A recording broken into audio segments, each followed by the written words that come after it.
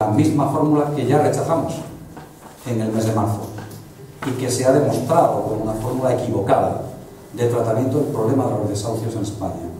Entonces dijimos que no bastaba un código de buenas prácticas de carácter voluntario, que no bastaba aplicar un código de buenas prácticas que con un conjunto de condiciones una tras otra puestas, sobrepuestas, apenas alcanzaría a ninguna familia española. Lo dijimos entonces. Incluso dimos un dato. Creíamos que no más del 4% de las familias españolas afectadas por este problema podrían tener cabida en aquel código de buenas prácticas aprobado en marzo. Y nos equivocamos. No fue un 4% sobre 100.000. No fueron 4.000 personas las afectadas. Han sido 160 personas. O sea, el efecto del código de buenas prácticas aprobado en marzo ha llegado a las 200 personas. No ha llegado a las 200 personas en el conjunto del país. El resto han sido resoluciones donde se han arreglado los problemas, soluciones individuales y pactos individuales. El efecto de la norma ha sido un efecto absolutamente nulo, o prácticamente nulo. Y ahora vuelven a existir en el mismo esquema. Un conjunto de condiciones que una tras otra sobrepuestas hará prácticamente imposible que esta moratoria, que solamente abarca a la posibilidad de lanzamiento, es decir, de desahucio, en este caso de la familia de la casa, será muy difícil también que alcance a un volumen suficiente de personas, a un volumen importante de personas afectadas por este problema.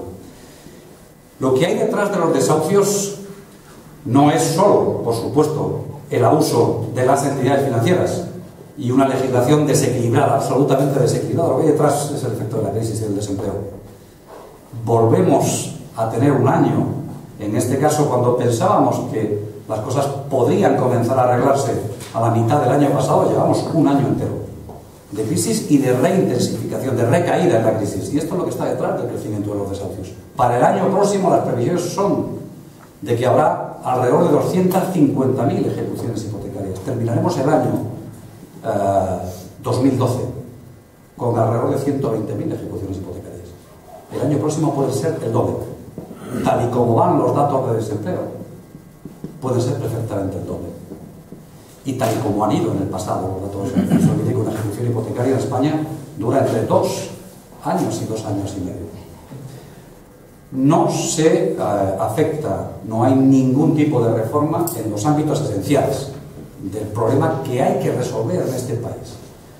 No hay ninguna reforma en cómo funcionan los intereses moratorios. No es posible que en un país avanzado, durante el periodo en el cual el deudor no puede hacer frente a la deuda, se apliquen intereses moratorios del 20 y del 30%. Porque en un periodo de ejecución hipotecaria que dura 2 años o 2 años y medio, la deuda puede llegar a duplicarse con ese tipo de interés. No se toca una sola coma de la legislación en esta materia. No se toca una sola coma de la legislación en avanzar, como se hizo en el pasado. De forma insuficiente, seguro, en el decreto ley de junio del año 2011, donde cuando el banco se quedaba con el inmueble, en este caso con la vivienda, tenía que ser poniendo al menos un 60% frente al 50% pasado del valor de la vivienda. No se avanza tampoco en eso. Habíamos dicho que tenía que llegarse hasta el 80%. No se toca tampoco, por consiguiente, lo que debe asumir el banco cuando ejecuta la hipoteca, cuando se queda con la vivienda. Porque lo que está ocurriendo, y esta es la verdadera desgracia de la evolución de nuestra legislación laboral en un marco de crisis, es que no es solo que el deudor, la familia que debe la hipoteca, se quede sin vivienda y sea expulsada de su vivienda, es que arrastrará consigo hasta el final de sus días una deuda que es prácticamente similar a la que adquirió en su día cuando adquirió el préstamo hipotecario el primer día. No hay vivienda y prácticamente el préstamo hipotecario permanece igual. Y esto es lo que tenemos que arreglar, porque no basta solo. La familia no se ve liberada de sus problemas siendo expulsada de la casa, que ya es algo grave. Es que arrastra después una deuda para siempre, con seguridad para siempre. Será muy difícil que pueda abordar el costo de esa vivienda si además tiene que volver a recuperar su empleo y a volver a obtener una vivienda. Y junto a ello, el decreto ley no aborda, prácticamente enuncia que se creará un parque de viviendas con acuerdo entre los propios bancos de sus parques de vivienda, de sus propias viviendas ejecutadas, fruto de los desahucios que se han producido durante la crisis fundamentalmente. No hay una sola medida que nos indique de qué forma, en qué medida, con qué plazos, bajo qué condiciones, bajo qué circunstancias. Hay una simple enunciación de esa intención, una declaración de voluntades nuevamente a las que estamos acostumbrados en esta materia.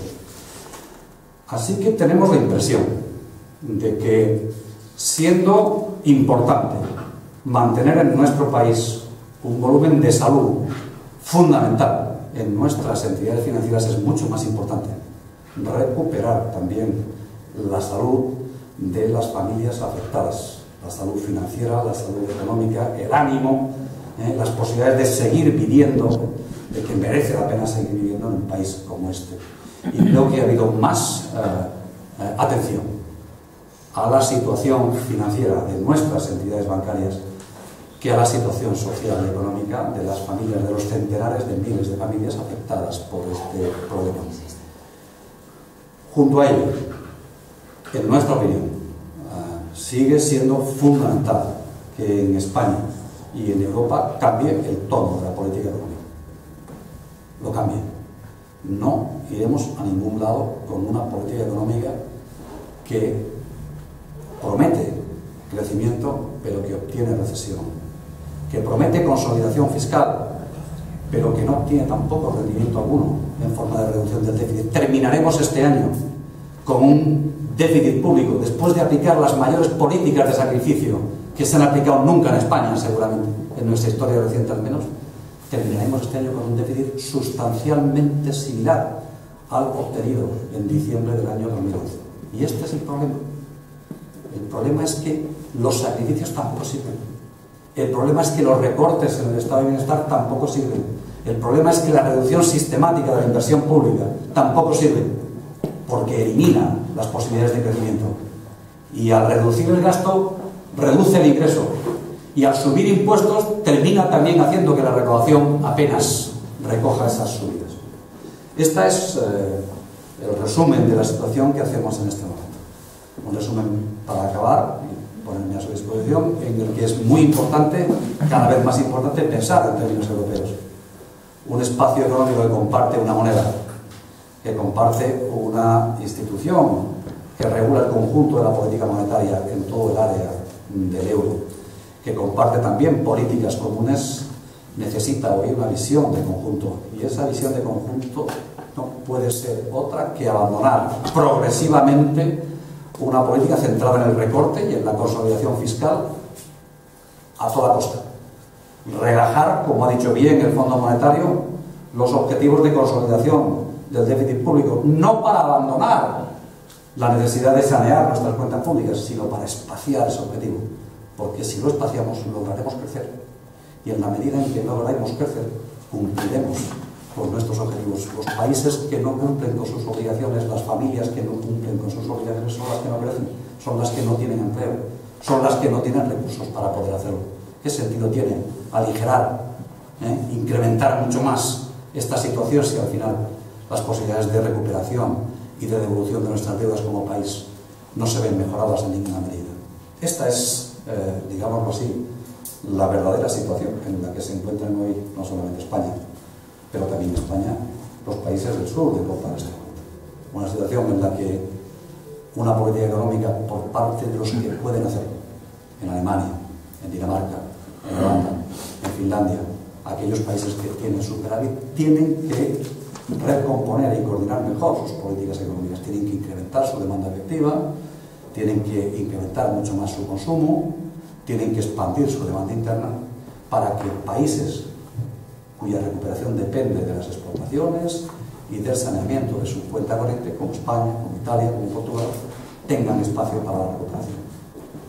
Y por mi parte me pongo a su disposición.